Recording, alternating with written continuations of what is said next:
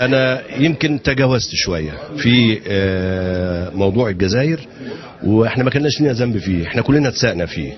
لكن أنا تجاوزت، ويمكن أنا قابلت الإخوة الجزائريين في الحج السنة دي، وقلت لهم يا جماعة ما تزعلوش مننا، إحنا إخوات، ولو كنا تجاوزنا فإحنا ربنا بيغفر، والعملية مشيت عادي جدا.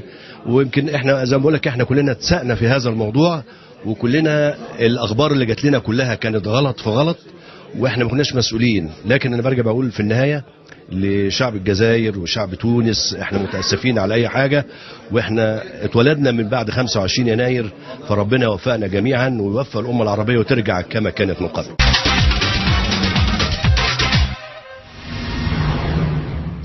لا املك غير ان انا اسقف لكابتن مصطفى عبده الحقيقه. يعني كابتن مصطفى ده كابتني وحاجه جميله جدا في عالم الرياضه، ولاعيب كره من اروع ما يكون، وزميل اعلامي، او احنا زملائه لان هو يعني اكبر مننا سنا ومقاما وكل شيء.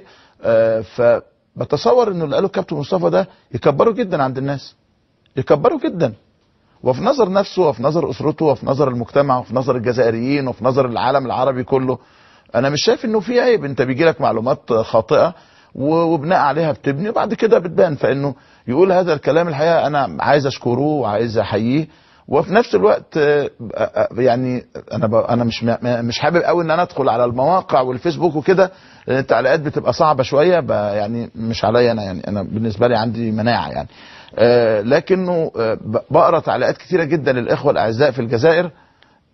هم سبحان الله يعني الدنيا بالنسبه لهم اتغيرت 180 درجه، حابين قوي وفرحانين قوي وسعداء جدا وكأن شيئا لم يكن، والدنيا الحمد لله بقت زي الفل يعني. فانا يعني احيي الكابتن مصطفى واحيي كل اعلامي لو عنده خطأ في زميل، خطأ في حد، يطلع يقول هذا الكلام والدنيا تمشي